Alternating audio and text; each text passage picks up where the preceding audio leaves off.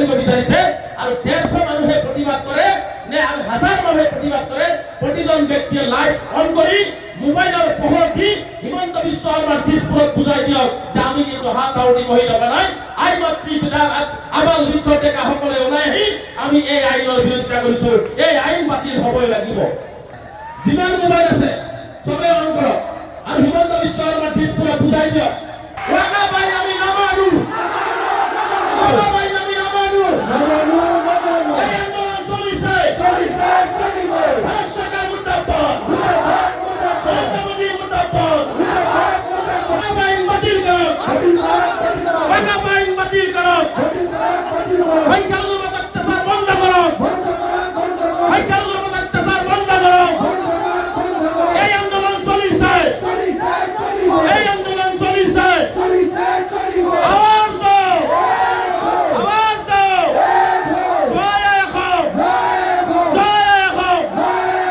ধন্যবাদ জনাইছো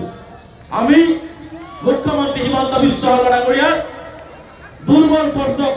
আমি জনাই দিব বিচাৰিছো আপুনি আজি জনাই দিয়ক যে বাক্সা জিলাত প্ৰতিবাদ হৈছে আৰু এই মাহতে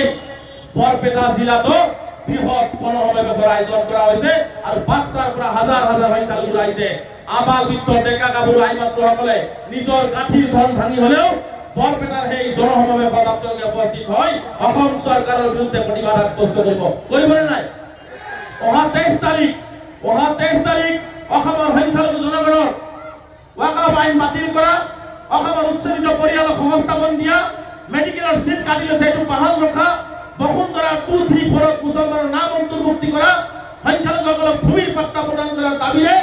23 তাৰিখ বৰপেটাত বৃহৎ জনসমাৱেশৰ আয়োজন কৰা হৈছে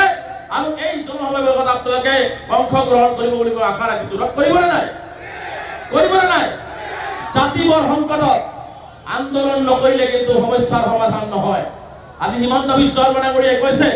যে কোনো আইন হাতত তুলি ল'ব নালাগে আমি অসমৰ মুছলমানসকল বিশেষকৈ ধৰ্মীয় সংখ্যালঘুসকল আইনৰ প্ৰতি সদায় শ্ৰদ্ধাশীল আমি কেতিয়াও আইন হাতত তুলি নলওঁ মুখ্যমন্ত্ৰী জনা উচিত যোৱাকালি কৈছে আকৌ এটা কথা কৈছে যে তেওঁৰ গৃহ বিভাগত ডাঙৰ চোৰ্চ আছিল কুটাঘাত কৰিব অসমৰ মুছলমানে কেতিয়াও কুটাঘাতক বিশ্বাস নকৰে অসমৰ মুছলমান সদায় সমন্বয় ৰক্ষা কৰি নিজৰ অধিকাৰ লৈ জীয়াই থাকিব বিচাৰে অসমৰ মুছলমানে হিংসা কেতিয়াও বিশ্বাস নকৰে হিংসা বিশ্বাসী নহয় মুখ্যমন্ত্ৰীয়ে জনা উচিত মুখ্যমন্ত্ৰী এইবোৰ কৈ দিল্লীত ভাল লগাবৰ কাৰণে ডাঙৰ ডাঙৰ কথা তেওঁৰ বক্তব্যত চাব কেতিয়াবা হিন্দীত মাৰিব কেতিয়াবা ইংৰাজীত মাৰিব কাৰণ তেওঁ কিছুমান কথা অকুৱাই পুকাই মিছা কথা ক'ব আৰু সেইবোৰ কথা যাতে দিল্লীয়ে পায় তাৰ কাৰণে তেওঁ দুই ধৰণৰ ভাষণ দিয়ে অসমীয়াত দিয়ে বেলেগ হিন্দী আৰু ইংৰাজীত দিয়ে তেওঁ বেলেগকে গতিকে বৰ চতুৰ মুখ্যমন্ত্ৰী গতিকে এই কথাবিলাক আপোনালোকে অনুধাৱন কৰিব